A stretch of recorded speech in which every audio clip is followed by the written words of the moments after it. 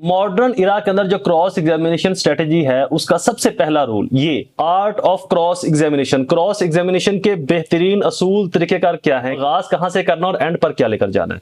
सबसे पहले presence, visibility, contradiction, documents, investigation, इन चीजों के ऊपर आपने रहना है थ्रू आउट अपने क्रॉस एग्जामिनेशन में। किस तरीके से आपको क्रॉस एग्जामिनेशन अपने क्रिमिनल ट्रायल केसेस में या फिर सिविल केसेस के अंदर करना चाहिए। ट्रायल केसेस के अंदर जब आप being a defence lawyer cross examination करते हैं, मेरी अपनी टेक्निक्स भी हैं जो मैं अपने केसेस में यूज करता हूं, और साथ में cross examination science and techniques book है बहुत अच्छी, लैरी पॉजनर, रॉजर JF डॉट की, जहां पर क्रॉस एग्जामिनेशन की टेक्निक्स के बारे में जिक्र किया गया है, उसका हवाला भी साथ में लेकर चलेंगे। This is Mubashar Iqbal Chauhan, advocate high court. बहुत इंफॉर्मेटिव और प्रैक्टिकल पॉइंट ऑफ व्यू से हमारा टॉपिक है आज। क्रॉस एग्जामिनेशन कानून शहादत आर्टिकल 133 के अंदर मेंशन है, जहां पर क्रॉस एग्जामिनेशन के बारे में बताया गया। Cross examination after the chief examination आप करेंगे मुखालिफ साइड के गवाह के ऊपर, कि जो उसने हकीकत, जो उसने हकायक या जो उसने स्टोरी बयान की है, जो उसने शहादत रिकॉर्ड करवाई है, आया वो सच पर मबनी है या नहीं, आया वो फैक्ट के साथ रेलिवेंट है या नहीं। CRPC 265 J342 और एटसेट्रा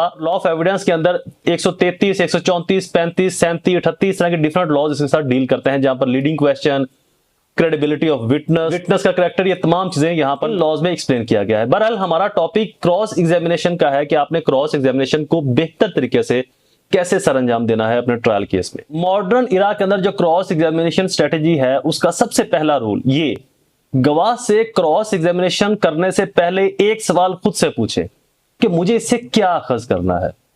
जब आपको ये चीज समझ आ गई कि मुझे इससे क्या हासिल करना है, क्या मालूम करना है, तो फिर आपकी अगली तमाम स्ट्रेटेजी आसानी से तरतीब दी जा सकती है कि आपने किस तरीके का प्लान, स्ट्रेटेजी तैयार करनी है और आप गवाह से क्या हासिल करना चाहते हैं, किस तरह का गवाह है वो। आई विटनेस है, वाइट टेकर है, मार्जिनल विटनेस है, सर्कमस्टेंशियल विटनेस है, एक्सपर्ट विटनेस है, कंप्लेनेंट है, मदई है, एक्सेट्रा। तो जब आप ये श्योर हो जाएंगे कि आपको चाहिए क्या गवाह से, तो फिर आपकी अगली जो स्ट्रेटेजी है वो स्टार्ट हो जाएगी। अगर गवाह इंटरेस्टेड विटनेस है, वो रिलेटिव्स है, तो वहां पर फिर आपकी स्ट्रेटेजी बिल्कुल मुख्तलिफ होगी। हमेशा याद रखिएगा क्रॉस एग्जामिनेशन के अंदर कभी क्यों मत पूछे, गवाह को वजाहत का मौका मत दें, ये आपके खिलाफ जाएगा। जितनी कोशिश हो सके, जितना मैक्सिमम हो सके, relevant to law, relevant to fact and short answer question पूछे। ओपन एंडिंग क्वेश्चन ना पूछे, शॉर्ट एंडिंग क्वेश्चन पूछे। ओपन एंडेड, शॉर्ट एंडेड के ऊपर वैसे मेरी ऑलरेडी एक वीडियो अपलोडेड है, मजीद भी इसके ऊपर वीडियोस अपलोड कर दूंगा। ऐसे सवाल जिनके जवाब हां या ना में हो, मैक्सिमम वो पूछे। और लीडिंग क्वेश्चन या सजेशन, इनको आखिरी पोर्शन के अंदर रखें। जो स्टार्ट का पोर्शन है वहां पर आपने जिन चीजों पर अटैक करना है वो आपकी FIR, वकुआ, गवाही के जो मंदरजात हैं वो होने चाहिए। सेकंड मोस्ट इंपॉर्टेंट प्रिंसिपल, एक सवाल एक जवाब, लंबी लाइन ना पूछे। जैसे कि आप रात को आए, अंधेरा था, आपने मुलजम को भागते देखा, तो यहां से 3-4 क्वेश्चन ऑलरेडी निकल रहे हैं। आप रात को आए, हां या ना, अंधेरा था, रोशनी का इंतजाम था या नहीं, मुलजम को आपने खड़े देखा, भागते देखा, तो यहां पर जितने मैक्सिमम सवाल पूछेंगे उतने ज्यादा जो उसके आंसर हैं उनमें कॉन्ट्राडिक्शन पैदा होने के चांसेस बढ़ेंगे।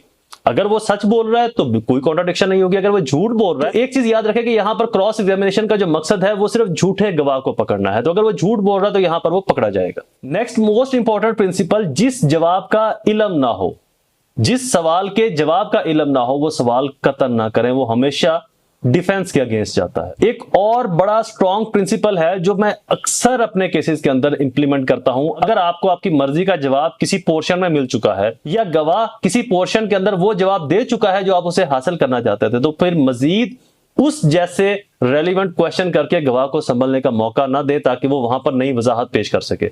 जब नई वजाहत आ गई तो जो आपकी मर्जी को उसने आंसर दिया है उसका आपको कोई फायदा नहीं मिलेगा ट्रायल में। क्रॉस एग्जामिनेशन के अंदर जो आपने सबसे इंपॉर्टेंट टारगेट्स रखने हैं, उसके अंदर FIR में ताखीर, शनाख्त में खामी, रोशनी का मसला, दूरी गवाह की देखने में, या फिर देरी, इंटरेस्टेड विटनेस, आपका दुश्मनी है, मुकदमाबाजी चल रही है, कोई सियासी मुखालफत है, मेडिकल तजादात हैं, साइड प्लान में तजाद है, रिकवरी इन्वेस्टिगेशन के अंदर जो खामियां हैं, कॉन्ट्राडिक्शन जो हैं, ये आपके मेन टारगेट्स होने चाहिए क्रॉस एग्जामिनेशन के अंदर। अब आते हैं कि आपने क्रॉस एग्जामिनेशन का पैटर्न स्टार्ट, इसका जो प्लान स्ट्रेटेजी है वो क्या हो, आगाज कहां से करना और एंड पर क्या लेकर जाना है।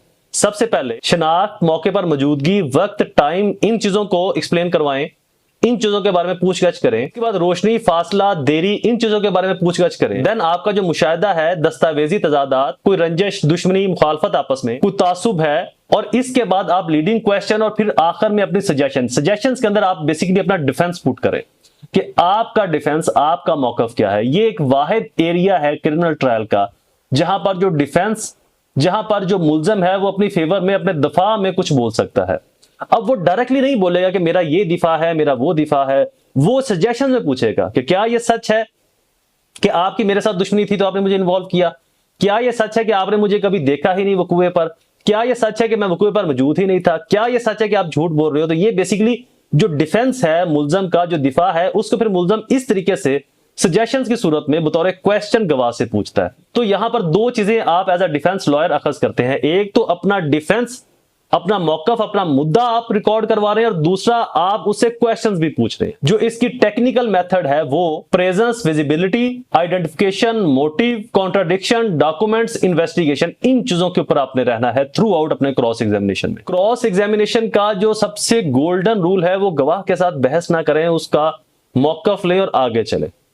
Honourable supreme court, honourable higher courts की बहुत सारी जजमेंट में ये चीज है कि अगर आपने किसी एक पॉइंट पर गवाह के बहस नहीं की, जिरा नहीं की, क्रॉस नहीं किया, तो उस बयान को, उस हिस्से को एज इट इज सच ही समझा जाएगा। तो लिहाजा जो भी गवाह का बयान है उसके लफ्ज लफ्ज को निकालें और एक एक लफ्ज के ऊपर क्वेश्चन बनाएं ताकि कोई भी हिस्सा, पोर्शन उसका बगैर क्रॉस एग्जामिनेशन के ना रह जाए और उस चीज को फिर आप अपील तक कुछ भी नहीं कर पाएंगे, वो अपील तक एडमिटेड ही रहेगा। इसके बाद honourable supreme court, honourable high court के जजमेंट की रोशनी के अंदर 302 मर्डर, CNSA नार्कोटिक्स के केसेस, चेक के मामला, फॉर्जरी के मामला, हर्ट के मैटर, अटेम्प्ट ऑफ मर्डर के केसेस के अंदर आपने जिरा कैसे करनी है, इनके ऊपर भी जल्द वीडियोस अपलोड हो जाएंगी। Stay connected, subscribe the channel और फेसबुक पेज को फॉलो जरूर कीजिएगा। दोबारा हाजिर होगा किसी और इन्फॉर्मेटिव वीडियो के साथ, तब तक मुझे अपनी दुआओं में जरूर याद रखें। अल्लाह ताला आप सबका हामी नासिर। वस्सलाम।